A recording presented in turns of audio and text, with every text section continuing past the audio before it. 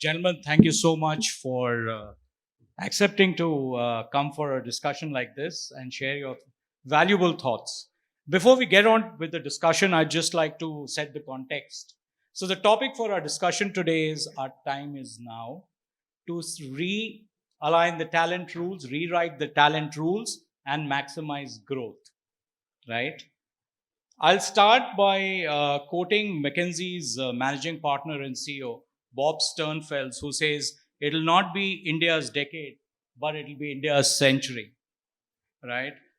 With all key elements in place, a young population, multinational companies putting money into building the supply chains, a country leapfrogging into digital scale. So all the elements are now falling in place for India. And that's why we say that the next decade belongs to India. Yeah. We will, and not only it's about what the McKinsey CEO has said, but I also, in my daily interactions, hear a lot of business leaders echo this thought that, the next decade belongs to India, and we will only have ourselves to blame if we don't capitalize on this great opportunity, right? And who could be a better set of people to talk to about this? So Prasad, who heads the dealer network for Stellantis, which has two products in India, which is the Jeep, the iconic Jeep brand, and the Citroen, right? We have Sanjeev Agarwal from ONEOTT, part of Hinduja Group, right, which is into broadband services, video, OTT, and digital TV. And we have Pankaj Gupta from Bata, which is India's largest fashion and footwear brand. Pankaj manages about 1,600 plus stores in India, right? And then we have Gandhi San from Daikin, India, which is the world's largest air conditioning solutioning company. So thank you so much, gentlemen.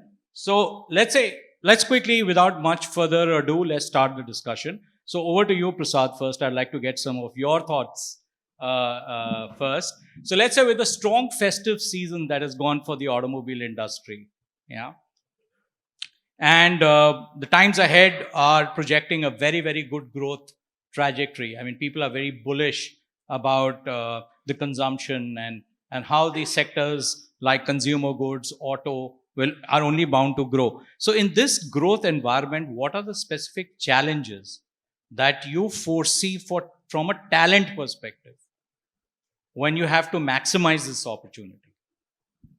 All right. Thank you very much, Vipul, for firstly inviting us here. The best part is today's budget.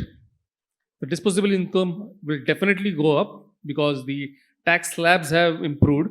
So this is going to be a very positive news for the auto industry. And in fact, not only auto, but even for the FMCGs. We are sure last year, in fact, in 2022, 3.8 million units were already sold, which is the 14% growth compared to 2021. This year, it is going to be further up. In fact, rest of the markets in the world, they have slowed down, but India is going to continue. And thanks to the economic development, and most importantly, we have already bridged the gap of the ceiling of $2,000 per capita. Now, this is going to bring a lot of newcomers into the industry. Now, this also puts a lot of challenge on us. Now, the brands that we are handling, one is a Jeep, wherein the ticket size is around 32 lakhs. The car, today, the challenge that we are facing is the car is one product wherein the brand differentiation is huge, but the product differentiation has already gone. All the cars, whether it is Mercedes, BMW, Audi, Jeep, Volkswagen, all are the same. What differs is the brand experience. And the brand, we keep talking about a brand, but brand is not something which is there on the hoarding or which is there in the ad, but the brand is perceived at the dealership. And at the dealership, it is not the ambience, it's the people who differentiates the brand. Unfortunately, what is happening is the manpower which is deployed at the dealership and the customer set has a wide difference, wide gap, socio-economic gap. Car is the second most costly purchase for every individual.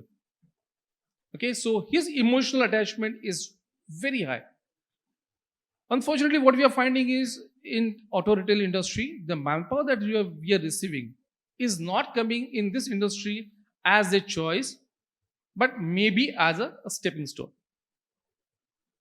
Those who are not very well in their academics are the one who are coming here, and our responsibility is to graduate them and to give the best of the best experience to the customer. Now, the gap between these two is something which is very challenging. Secondly, because of the new rich, and those are the one who are coming to the shop to buy the car, their expectation level is totally different than the traditional ones who used to buy the car. Maybe the traditional ones have already moved to the digital one. I'll quote one example. Anybody who buys a car, I'm sure we all have bought a cars in our life, and we haven't bought a car without taking a test drive.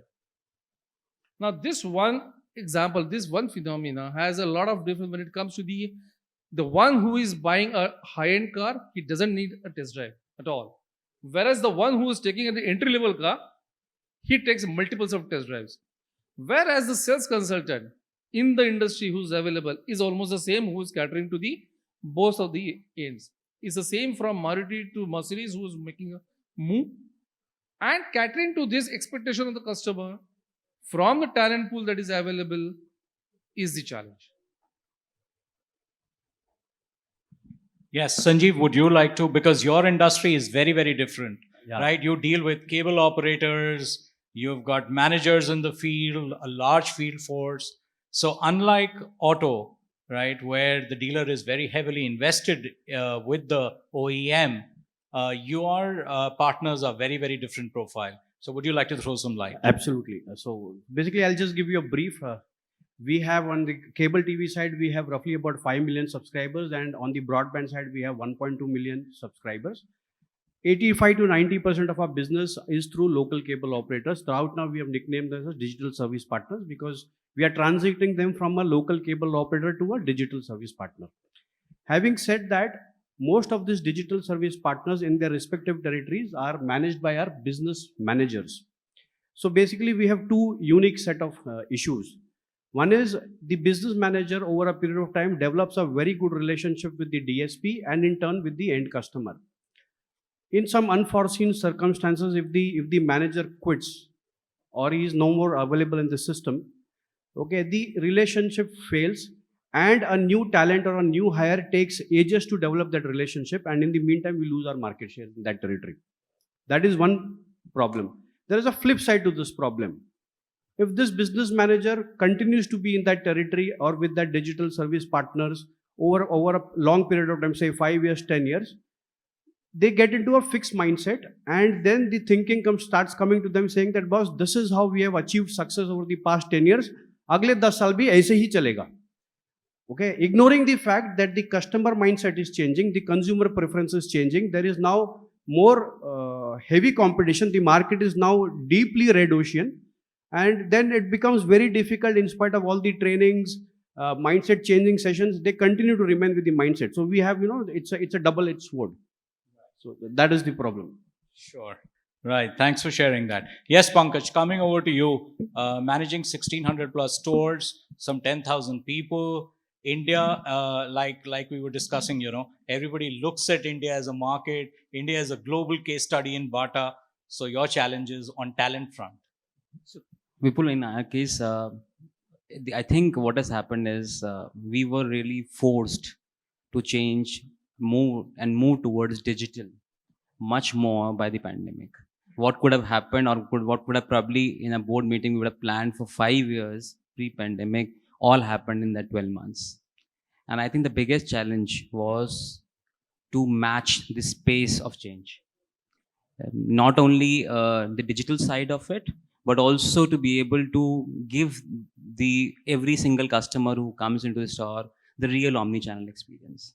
Because a customer who's shopping online wants that added feature of trial in the online shopping, while a customer who's shopping in brick and mortar wants that seamless experience and that ease of being able to return and all the advantages which come with online in the brick and mortar store.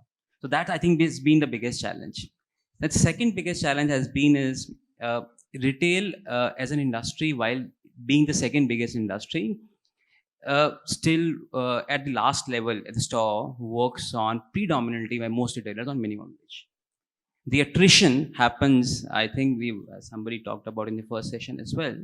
The attrition happens in our industry for 200 rupees to 500 rupees. It's that minuscule.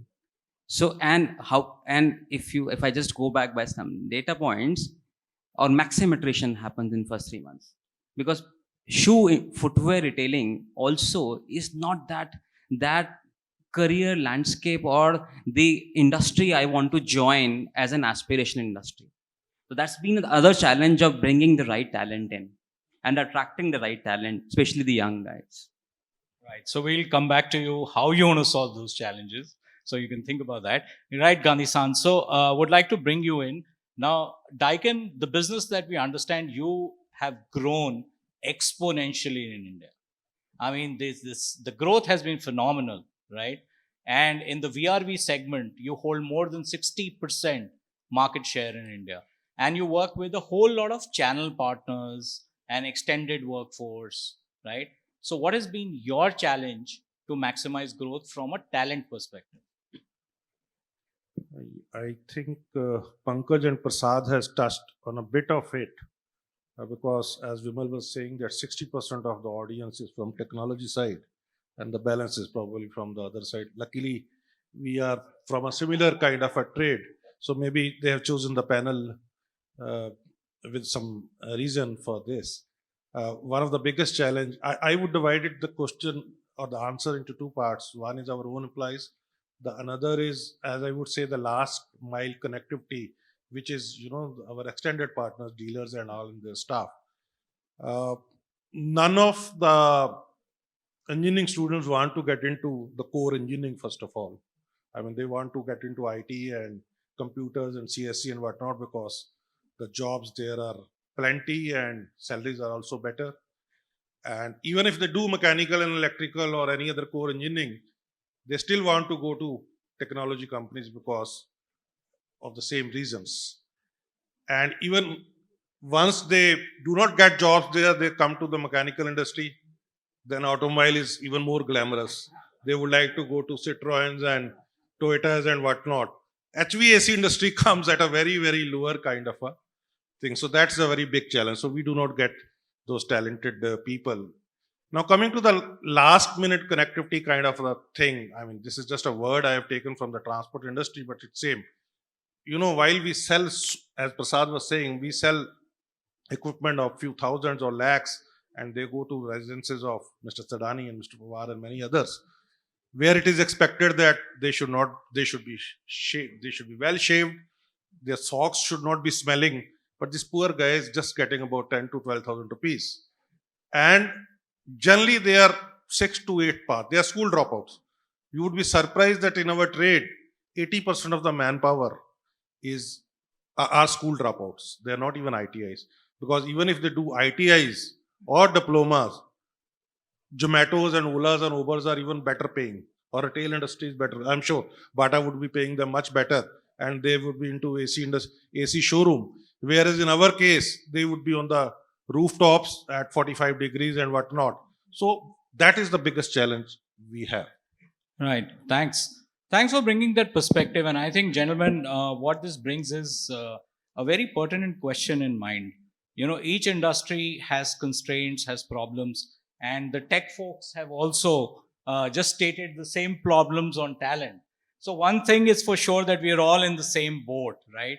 And as business leaders, if we have to continue on this maximizing this consumption boom, that is good, that is visible, that all the leaders are saying that all consumption sectors are going to boom in India, and for next 5 or 10 years, it is India's time. Now, as business leaders, what do you think are some of the paradigm shifts or some new actions that you would like to initiate to, let's say, or to solve these talent problems that we have? Or you may have tried something which has worked, which you can share with the audience, which I'm sure will become a best practice to look at.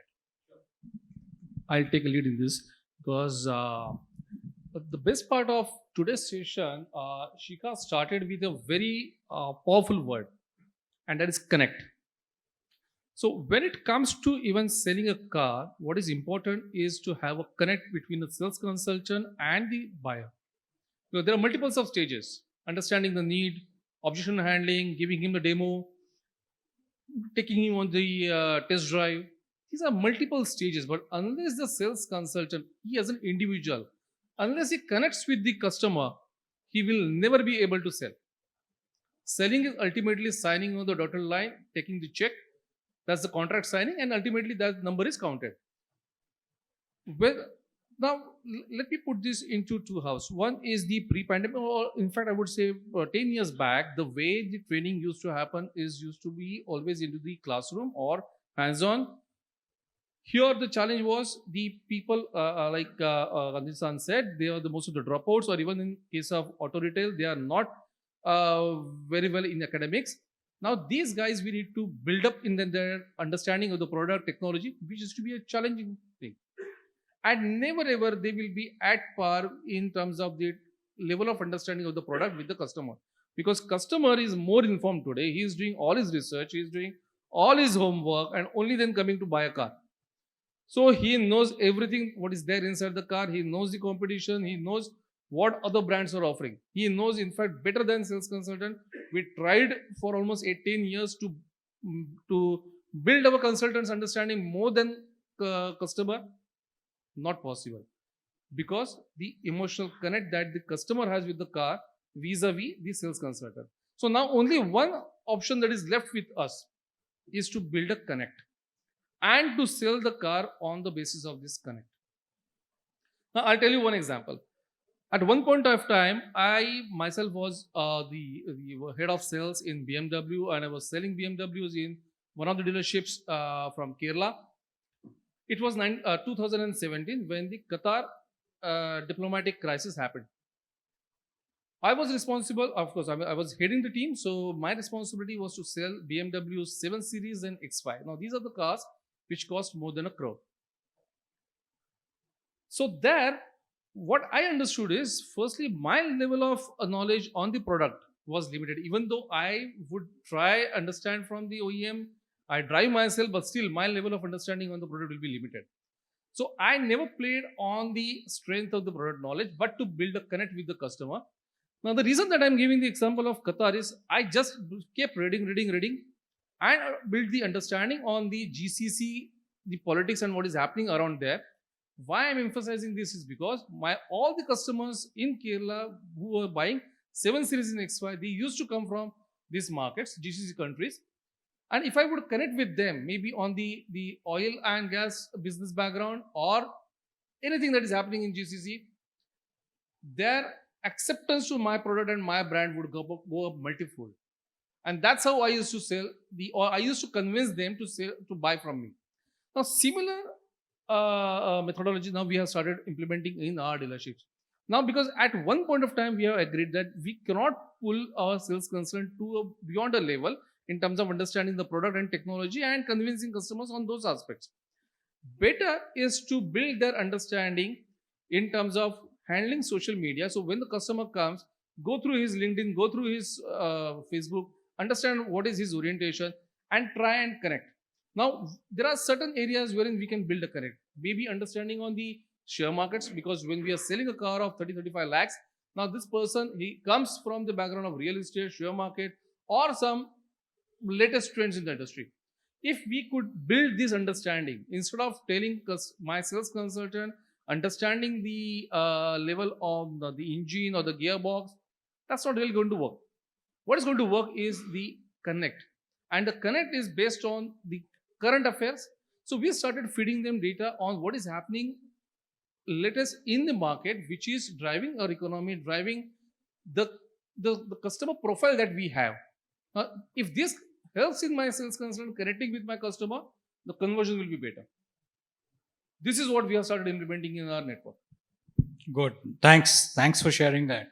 And seems very logical also, because if you connect with a customer in that fashion, then I think half the journey or half the battle is already won. Right. Now, Pankaj, coming over to you, let's say when it comes to customer experience, and I think I know for sure it's very close to your heart. right? Managing at the store. And we all understand it's not you, it's not me who's there at the store. It's the frontline guy who's going to give that customer experience, right? What kind of, how do you think we can make learning more performance oriented, outcome driven, which is more impactful in elevating that customer experience? People, I believe we got to be conscious that the currently our teams are multi-generational. And why I say that? I have a guy who's been working with me for 10 years. He's very good in customer service and selling skill, but he's not up to the mark on digital side of it, digital understanding of it. I have a youngster who joins into the team, a store, who's very well because the way he sees social media, he's very upbeat, very much ready for digital adoption. But he's not ready for the customer service piece, and he's not ready in terms of being trained. So we need to be identifying the different aspect and the different needs that exist between employees, and we have to go to need based training. That's one. I think second, I believe, is at teams above store. The gone are the times when somebody is ready to spend three years into the role and raise their hand, or we give them another offering. It's time wherein we need to give them exposure. We I think majority of my team today does stretch assignments or something which is out of their comfort zone, because that's the only way, by being on the job doing something which is not done by them earlier. So that cross function could be a different channel, different vertical, different kind of process building. So they start from scratch. And I think that's how we keep them engaged, keep them learning on the job. Because and I think somebody did mention, it's very difficult on a sales organization to take out people, get them into classroom and get them into training. Very, very difficult piece. And I think most resistance comes from the sales teams there. And I leading sales, I also see, I feel that, and I empathize on my L1s and L2s who says that. But it's the on the job training, by giving them stretched pieces or small gig works, gig assignments, is what gets them to keep them occupied and keep learning on the process. All right. Gandhi-san, coming over to you. So what in your view can make training more outcome driven, impactful on business? Because, gone are those days of just delivering the input. Because one is obviously attrition is very, very high. Their ability to grasp and absorb the input is very, very low. But what in your view, as somebody who handles training and service at such a senior level, what according to you are a couple of ideas that you'd like to share with us which can make training very business impacting? See, we have coined a phrase in our organization which we call unskilling, reskilling, and upskilling. So that means, like, when you're number one, when you're growing so fast, what we want, first of all, our people who are dealing in our organization is to unlearn what they have learned from probably other companies and all. Because what the customer says is, "Arey yaar, Daikin bhi aise karta hai." So we want them to unlearn that first, what they possibly have learned in, because from every brand the expectation is different. So what we are doing is, first we make them know what is not to be done, and then we tell them after that, okay, how you have to go about this and how about to do over here. Thanks. Okay.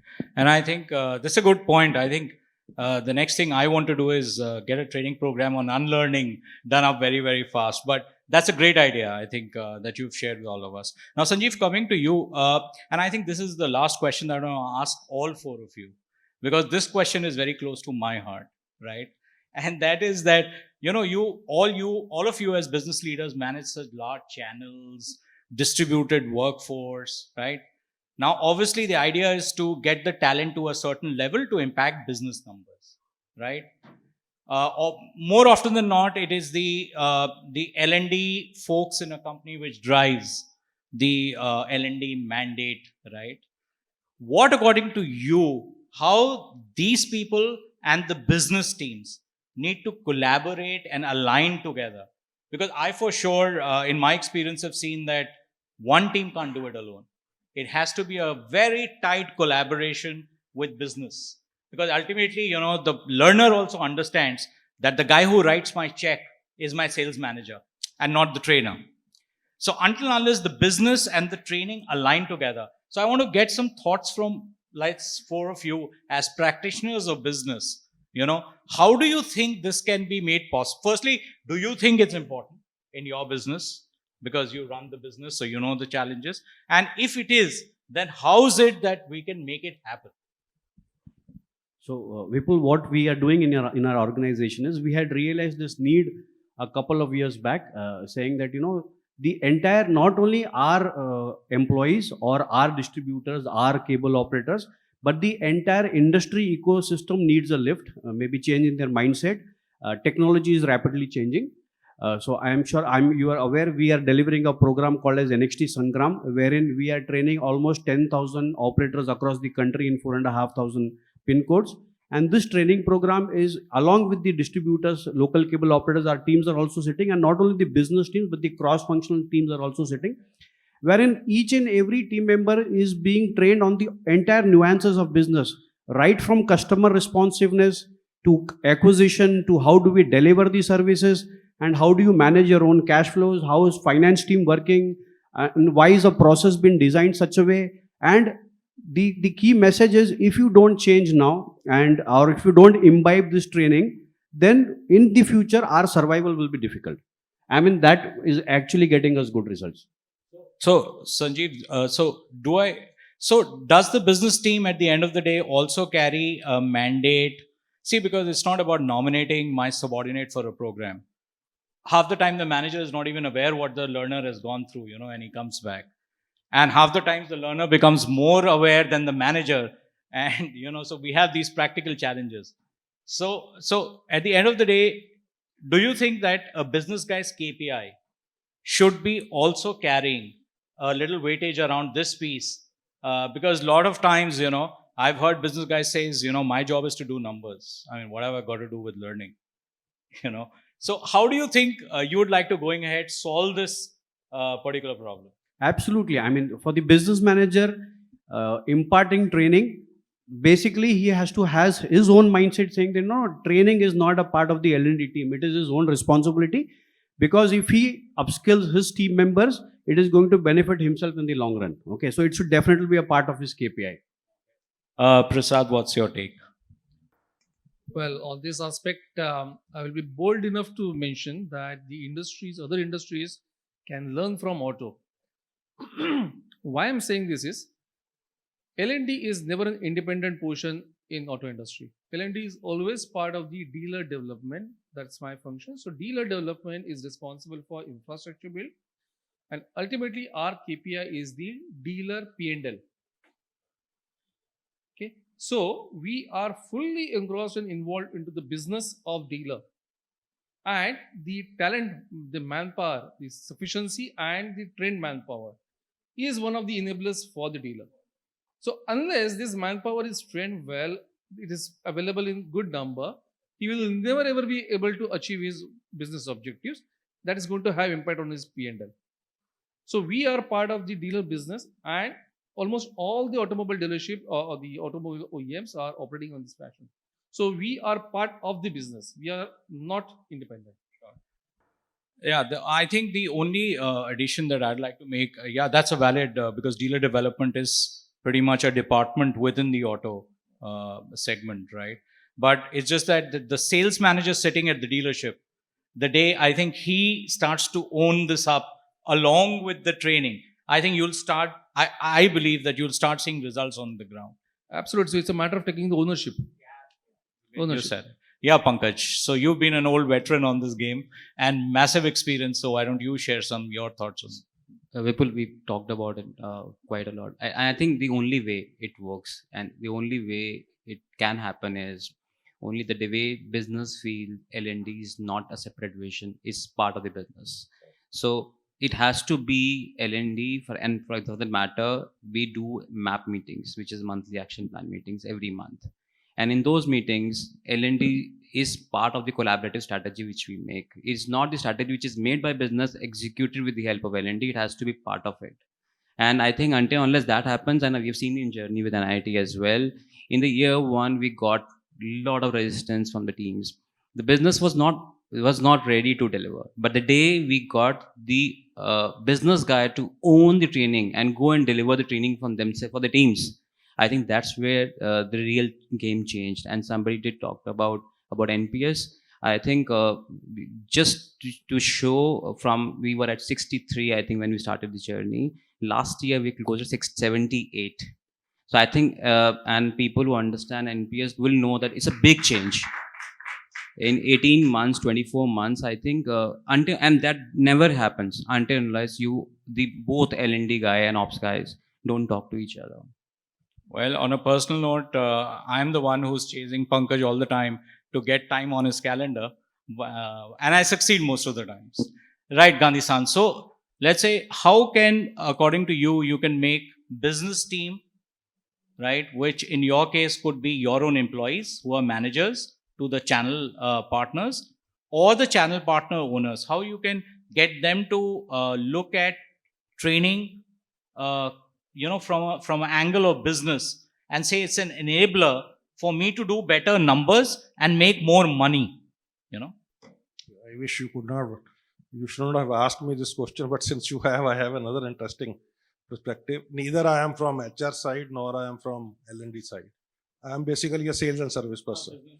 So my MD has given me this assignment of training and development only because of this, that we want business to be responsible for training and development, so that you know what kind of people you want and what kind. So I incidentally, in my current assignment, look after sales service as well as L&D for the company.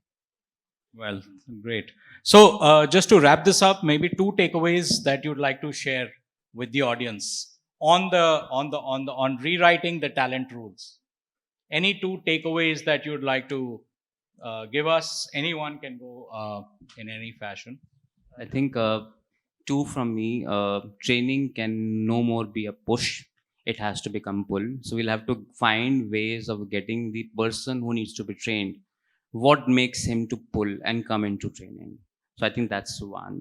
And I think second, no more 12 months, 24 months, long-term training strategies are going to work. We are changing as an industry, as an ecosystem so rapidly. We have to be agile and be on our toes to keep changing and keep aligning ourselves to the business and the way environment is changing.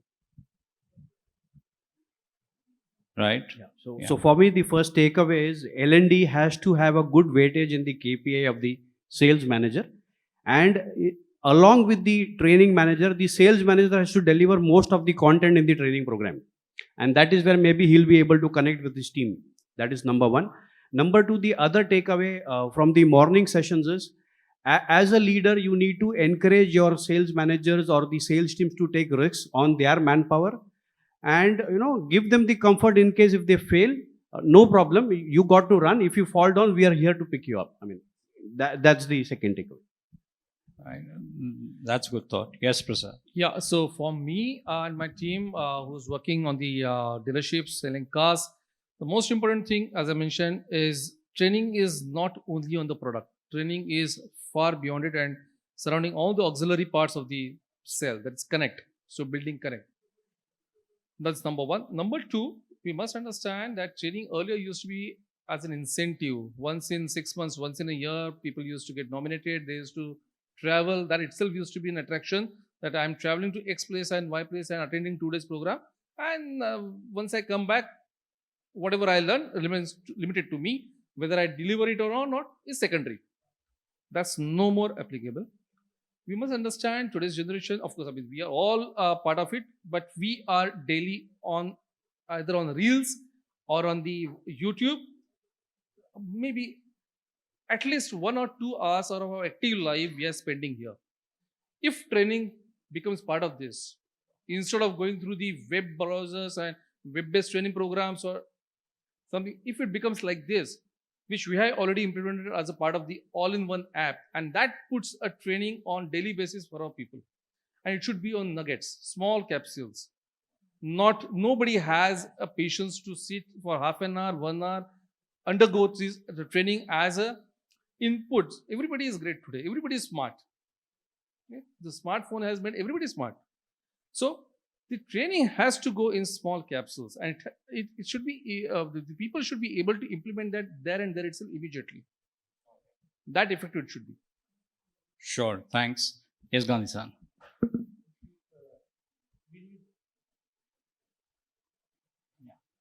We need a big scale for on training now. I mean, because the kind of manufacturing activities which now Prime Minister is talking, we need a lot of speed and a lot of scale. And for that, probably digitalization of training is must. That's why we are dealing with you also on one of the apps. We have coined another word. We are making our third factory, and our MD says that another thing which we are making is a skill factory.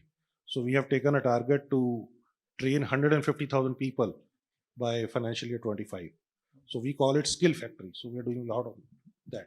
And this is besides the DGIM that you are doing, or is it part of? That is one part of that Okay. bigger Okay. objective. Okay. Vipul, DGIM is Vipul, once something that again. Daikin runs in collaboration with the Japanese government. So this is a training institute that they've set up, and that's part of it. Yes, Pankaj. Oh,